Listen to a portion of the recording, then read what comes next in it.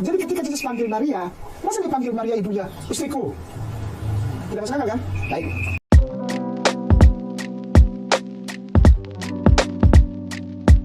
Assalamualaikum, selamat datang kembali di channel ini. Balik lagi dengan saya Luis Prasetyo. Kita akan bahas soal penistaan agama yang dilakukan oleh Kainama, di mana dia mengatakan bahwa Yesus dia memiliki istri dan menikahi anak masih kecil. Nah, inilah yang selalu dilakukan Kainama ya, tapi dia free-free aja cuy. Dia bebas-bebas aja ya, suka-suka dia hidup kan. Oke, kita langsung aja bahas dan kita dengar videonya dulu. Berkata kepadanya, Tuhan, jikalau Tuhan yang mengambil dia, katakan dia ini di besar, katakanlah kepadaku, di mana Tuhan meletakkan dia di besar, supaya aku dapat mengambilnya. Ada tiga kata yang bagus di situ. Jesus, ibu, dan Maria. Jesus sudah jelas Jesus. Ibu, lalu ada Maria. Orang berpikir ini adalah ibunya Jesus. Karena dia panggil ibu. Ibu, mengapa engkau menangis? Berarti ibunya Yesus dong. Berarti ini Maria di situ yang tertulis adalah Maria Virgin Mary atau Maria ibunda Yesus. Atau Theotokos, ibunda Allah, gitu kan? Apakah benar begitu? Geser ke bawah, nanti ada diketemukan ayat, tapi di bawahnya ada angka-angka tuh. Apa bacaannya itu? Gune. Geser ke bawah ada definisi, apa artinya? Perempuan, istrinya, istri, seorang perempuan, perempuan, istrimu, perempuan, ibu, istri-istri, beristrikan, ibu, istri, seorang kepada perempuan. Bagaimana mungkin dia panggil perempuan itu gune? Yesus manggilnya gune. Kalau ibu itu bahasa Yunaninya meter, nggak pernah gune. Perempuan bahasa Yunaninya telis. Perempuan bahasa Yunaninya telis, T-H-E-L-Y-S, telis. Ibu meter, gune my wife. Jadi ketika Yesus panggil Maria, masa dipanggil Maria ibunya, istriku? Tidak masuk akal kan? Baik. Ya, inilah kualitas dari lulusan Israel ngakunya. Dia terjemahkan Gune itu sebagai istrinya. Dan kemudian dia mencocokmologikan dan mengatakan bahwa Yesus itu istrinya bernama Maria dan dinikahin nanti waktu masih kecil katanya. Ya inilah apa yang dilakukan Kainama, dia selalu cocokmologi. Kita akan bahas apakah yang dikatakan oleh Kainama ini sebenarnya betul atau sebenarnya karangmologi yang dia lakukan. Kita harus langsung bahas dari bahasa aslinya guys.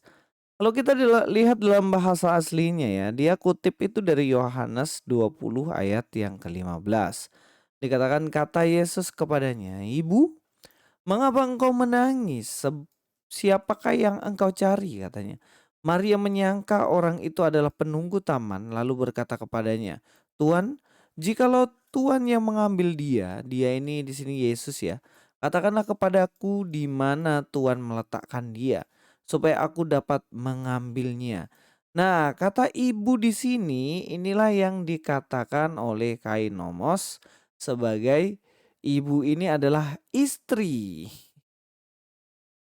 Ya kalau kita lihat di sini ya di NAS ini ya, Jesus said to her, "Woman, why are you weeping?"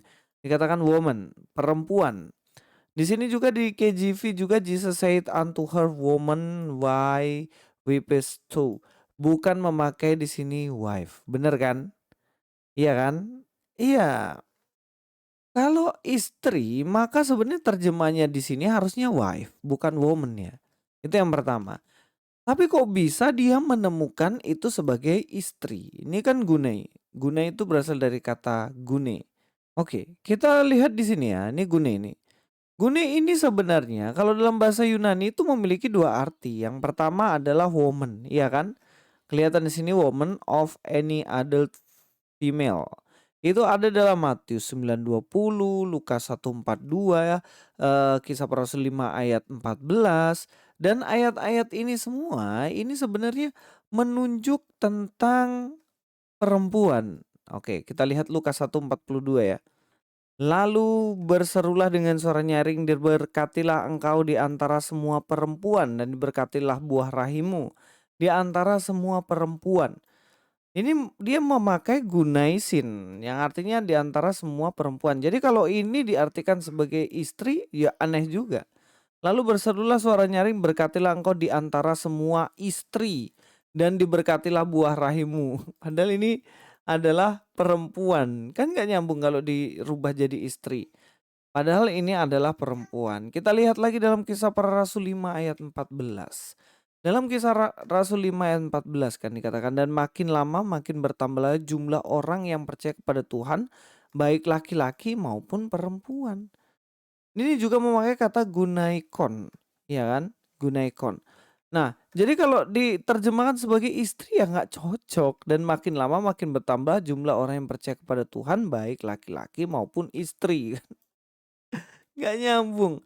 Jadi gini guys, dalam bahasa Yunani itu adalah hal yang sangat lumrah jika di situ itu satu kata memiliki beberapa arti. Contohnya gune. Gune itu sendiri dia artinya yang pertama adalah dia perempuan, tetapi juga bisa diartikan sebagai istri. Tergantung konteks kalimatnya. Kita memakai kalimat seperti apa, maka penerjemahannya juga pasti akan berbeda. Itu gune. Walaupun katanya sama. Jadi kalau teman-teman tahu itu satu kata bisa berarti banyak. Sama seperti misalnya pistos, pistis. Itu memiliki arti dua. Itu bisa percaya dan bisa setia gitu. Pistos. Jadi nggak bisa kita melihat bilang gune berarti dia istri. Kemudian diterjemahkan Yesus memanggil istri. Dan itu aneh sekali. Kita akan lihat ya. Kita lihat lagi dalam bagian itu. Ya, gune ya. Gune kalau kita lihat di sini kan, yang pertama ini kan woman, dia penerjemahannya kan di woman. Tetapi yang kedua itu bisa wife, tergantung kalimatnya. Contohnya kalau kita lihat dalam Lukas 1 ayat 5, contohnya ya. Dalam Lukas 1 ayat 5.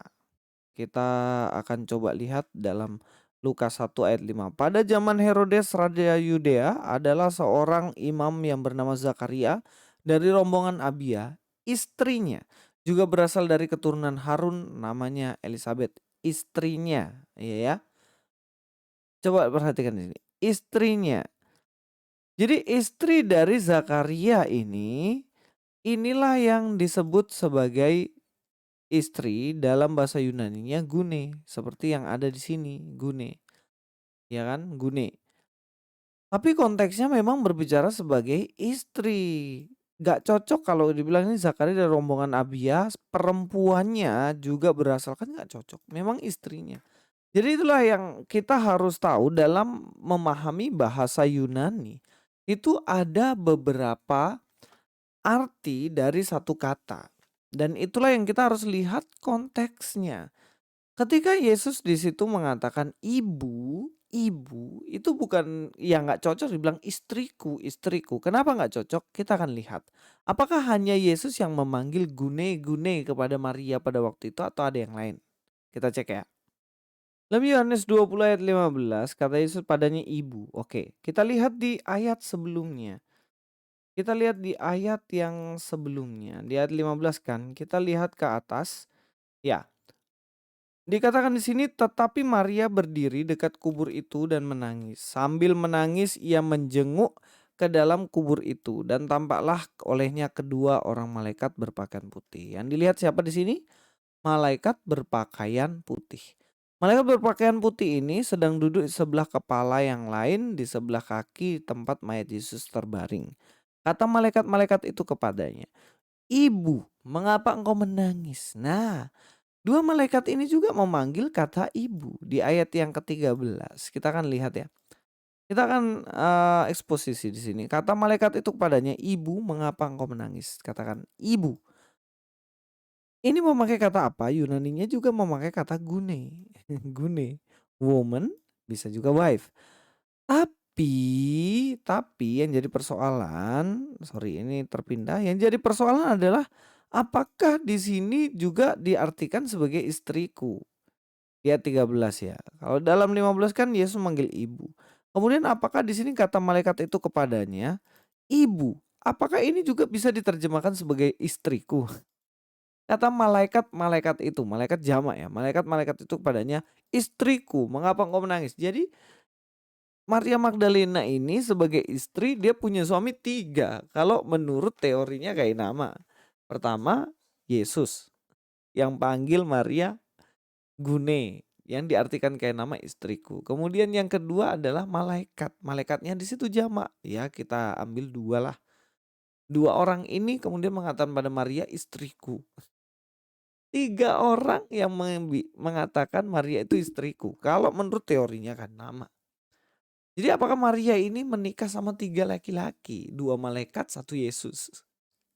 Kan salah kan? Nah itulah terjemahan yang ngawur. Maka konsekuensinya pasti akan ngawur. Dan tidak terbukti teori yang mengatakan bahwa kata gune itu diartikan sebagai istri. Kalau disampaikan kepada Maria. Iya kan? Nah inilah sebenarnya kalau kita mau lihat secara jeli, ya jelas inilah yang dinamakan penistaan. Dia mengatakan Yesus menikah, menikahin anak kecil lagi. Saya akan bahas di terpisah ya mengenai Yesus yang katanya nikahin anak kecil. Saya akan bahas terpisah, tapi sampai di sini dulu. Mudah-mudahan teman-teman semuanya tidak terkecoh dan tidak mudah dibohongin sama namanya kain nama. Oke, itu saja dulu. Terima kasih. God be with you all.